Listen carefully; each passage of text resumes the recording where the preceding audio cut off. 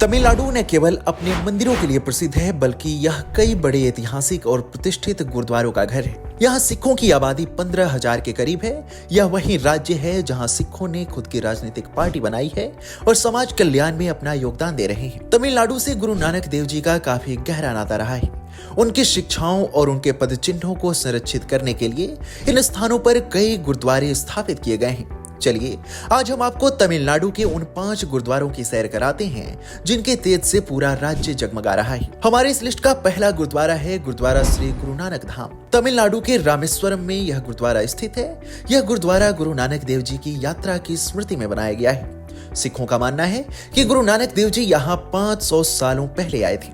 दरअसल 1511 में गुरु नानक देव जी श्रीलंका से लौटते समय रामेश्वरम आए और यहाँ 19 दिनों तक निवास किया। यहाँ उन्होंने राजा शिवनाभ और अन्य 18 लोगों को सामाजिक बंधनों से मुक्त होने की शिक्षा दी। जब उन्होंने देखा कि द्वीप पर पानी खारा है तो उन्होंने एक कुआं खोदा जिससे मीठा पानी प्राप्त हुआ। इस स्थान पर सिखों ने गुरु नानक देव जी के ठहरने के स्थान को मंडपम के रूप में संरक्षित किया है। दूसरा गुरुद्वारा है गुरुद्वारा पहली पातशाही।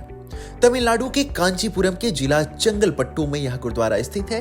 कांचीपुरम, जिसे मंदिरों का शहर कहा जाता है, यहाँ स्थित यह गुरुद्वारा गुरु नानक देव जी के प्रथम आगमन की याद में बनाया गया है। यह स्थान गुरु नानक देव जी की पहली उदासी का साक्षी है। यहाँ गुरु नानक देव जी ने स्थानीय संतों और विद्वानों से भेंट की। बाद में सिख संगतों ने इसी स्थान पर गुरुद्वारे का निर्माण कराया। हमारे इस लिस्ट के तीसरे गुरुद्वारे का नाम भी है गुरुद्वारा पहली पातशाही, जो तमिलनाडु के तिरुचिरापल्ली में स्थित है। यह ऐतिहासिक और धार्मिक दृष्टि से अत्यंत महत्वपूर्ण स्थल है। इसे सिखों के पहले गुरु श्री गुरु नानक देव जी की दक्षिण भारत यात्रा की याद में स्थापित किया गया। गुरु नानक देव जी ने अपनी 4 प्रमुख यात्राओं के दौरान पूरे भारतीय उपमहाद्वीप में आध्यात्मिक ज्ञान का प्रसार किया था और यह स्थल उन्हीं में से एक महत्वपूर्ण पड़ाव था। गुरु नानक देव जी के इस स्थल पर आगमन ने इसे एक पवित्र स्थल बना दिया, जहां श्रद्धालु गुरुद्वारे में आकर मत्था टेकते हैं और गुरु साहिब के उपदेशों को याद करते हैं। हालांकि इस समय के साथ यह ऐतिहासिक गुरुद्वारा जर्जर होकर गिर गया और दुर्भाग्यवश अब तक इस पवित्र स्थान पर कोई नया गुरुद्वारा नहीं बन पाया है। चौथा गुरुद्वारा है गुरुद्वारा पहली पातशाही तिरुवन्नामलई। तिरुवन्नामलई को शैव पंथ का प्रमुख केंद्र माना जाता है।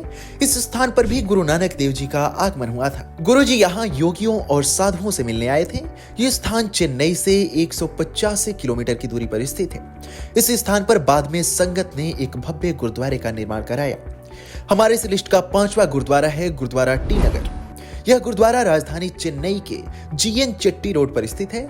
चेन्नई में स्थित यह गुरुद्वारा ऐतिहासिक नहीं है, लेकिन सिख समुदाय के प्रमुख धार्मिक स्थलों में से एक है। 1949 में लेफ्टिनेंट कर्नल गिल द्वारा इसे स्थापित किया गया। यहाँ गुरु नानक देव जी, गुरु गोविंद सिंह जी और गुरु अर्जुन देव जी के प्रकाश पर्व पर विशेष समारोह होते हैं।